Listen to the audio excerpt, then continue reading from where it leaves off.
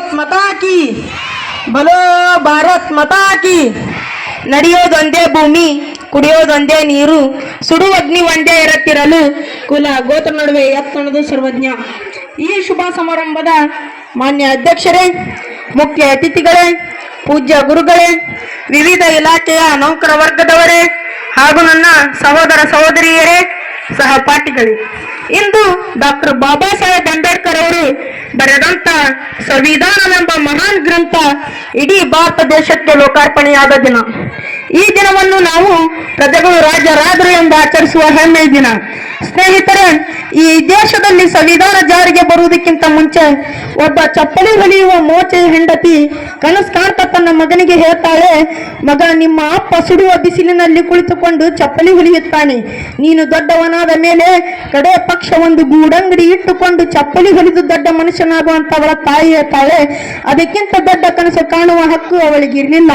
ಸ್ನೇಹಿತರೆ, ಈ ದೇಶದಲ್ಲಿ ಸಂವಿಧಾನ ಜಾರಿಗೆ ಬಂದ ನಂತರ ಕಮ್ಮಾರನ ಕನಸು, ಚಮ್ಮಾರನ ಕನಸು, ಕುಂಬಾರನ ಕನಸು, ಚಪ್ಪಲಿ ಹೊಲಿಯುವನ ಕನಸು, ಜಾಡಮಾಲಿಯ ಕನಸು ಏನಾಯಿತು ಎಂದರೆ, ಪ್ರತಿಯೊಬ್ಬ ತಾಯಿ ತನ್ನ ಗರ್ಭ ಮುಟ್ಕೊಂಡು ಹೇಳ್ತಾಳಂತೆ, ಮಗನೇ, ನೀನೊಂದು ದಿವಸ ಈ ಶಾಲೆಯ ಮೇಸ್ಟ್ರನಾಗು, ಹೆಡ್ ಮಾಸ್ಟರ್ನಾಗು, ಗ್ರಾಮ ಪಂಚಾಯತಿಯ ಮೆಂಬರ್ನಾಗು, ಜಿಲ್ಲಾ ಪಂಚಾಯತಿ ಅಧ್ಯಕ್ಷನಾಗು, ಡಾಕ್ಟರ್ನಾಗು, ಇಂಜಿನಿಯರ್ ಆಗು, IAS ಆಫೀಸರ್ನಾಗು, ಸಾಧ್ಯವಾದರೆ MLA ಆಗು, MP ಆಗು ಎನ್ನುವ ಕನಸನ್ನು ಕಾಣುವಂತೆ ತಳ ಸಮುದಾಯದವರಿಗೆ ಯಾರಾದರೂ ಕೊಟ್ಟಿದ್ದರೆ ಅದು ಡಾಕ್ಟರ್ ಬಾಬಾ ಸಾಹೇಬ್ ಅಂಬೇಡ್ಕರ್ ಅವರು ಬರೆದಂತ ಸಂವಿಧಾನವೆಂಬ ಮಹಾನ್ ಗ್ರಂಥ. ಸ್ನೇಹಿತರೆ, ಈ ದೇಶದಲ್ಲಿ ಬುದ್ಧ, ಬಸವ, ಅಂಬೇಡ್ಕರ್ ಅವರ ಚಿಂತನೆಗಳು ಒಂದೇ ಆಗಿದ್ದವು.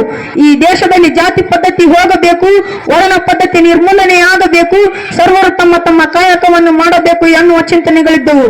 12ನೇ ಶತಮಾನದಲ್ಲಿ ವಿಶ್ವಗುರು ಬಸವಣ್ಣನವರು ಬ್ರಾಹ್ಮಣ ಕುಲದ ಮಧುವರಸನ ಮಗಳಾದ ಲಾವಣ್ಯವತಿಗೂ ಸಮಗಾರ ಹರಳಯ್ಯನವರ ಮಗನ ಶೀಲವಂತನಿಗೆ ಮದುವೆ ಮಾಡಿಸಿ ಸಮಾನತೆ ಸಾರಿದಂತ ವಿಶ್ವಗುರು ಬಸವಣ್ಣನವರ ತತ್ವ ಒಂದೇ ಆಗಿದ್ದವು, ಅಂಬೇಡ್ಕರ್ ತತ್ವ ಒಂದೇ ಆಗಿದ್ದವು. ಸ್ನೇಹಿತರೆ, ಈ ದೇಶದಲ್ಲಿ ದೇವಾಲಯವನ್ನು ಕಟ್ಟುವವರು ಯಾರು? ಮಣ್ಣು ತರುವವರು ಯಾರು? ನೀರು ತರುವವರು ಯಾರು? ಕಲ್ಲು ತರುವವರು ಯಾರು? ಇಟ್ಟಿಗೆ ತರುವವರು ಯಾರು? ದಲಿತರು, ಶೋಷಿತರು, ದಮನಿತರು, ಕೆಳವರ್ಗದವರು ದೇವಾಲಯವನ್ನು ಕಟ್ಟಿದರೆ ದೇವಾಲಯವನ್ನು ಕಟ್ಟುವಾಗ ನೆರಳಲ್ಲಿ ಕುಳಿತುಕೊಂಡು ಹೇಳುವ ಜನರು ದೇವಾಲಯ ಪೂರ್ಣಗೊಂಡ ನಂತರ ದೇವಾಲಯದ ಒಳಗೆ ಹೋಗಿ ಅವರು ನಿಲ್ಲುವರು. ದೇವಾಲಯವನ್ನು ಕಟ್ಟಿದಂತ ದಲಿತರು, ಶೋಷಿತರು, ದಮನಿತರು, ಕೆಳವರ್ಗದವರು ದೇವಾಲಯದ ಹೊರಗೆ ನಿಲ್ಲುವರು. ಎಲ್ಲಿದೆ ನಿಮ್ಮ ಮಡಿ ಮೈಲಿಗೆ? ಎಲ್ಲಿದೆ ನಿಮ್ಮ ಸಮಾನತೆ ಸಂಸ್ಕೃತಿ? ಎಲ್ಲಿದೆ ನಿಮ್ಮ ಆಚಾರ ವಿಚಾರ? ಅದಕ್ಕಾಗಿ ಕನಕದಾಸರು ಒಂದು ಮಾತನ್ನು ಹೇಳುತ್ತಾರೆ, ಕುಲ ಕುಲವೆಂದು ಹೊಡೆದಾಡಿದಿರಿ, ನಿಮ್ಮ ಕುಲದ ನೆಲೆಯನ್ನಾದರೂ ಬಲ್ಲಿರ. ಸ್ನೇಹಿತರೆ, ದಕ್ಷಿಣ ಆಫ್ರಿಕಾದ ನೆಲ್ಸನ್ ಮಂಡೇಲ ಅವರು ಅಂಬೇಡ್ಕರ್ ಅವರ ಬಗ್ಗೆ ಒಂದು ಮಾತನ್ನು ಹೇಳುತ್ತಾರೆ, ಇಡೀ ಪ್ರಪಂಚಕ್ಕೆ ಒಂದೇ ಸೂರ್ಯ, ಇಡೀ ಪ್ರಪಂಚಕ್ಕೆ ಒಂದೇ ಸೂರ್ಯ, ಆದರೆ ಭಾರತೀಯರಿಗೆ ಎರಡು ಸೂರ್ಯ, ಆದರೆ ಭಾರತೀಯರಿಗೆ ಎರಡು ಸೂರ್ಯ.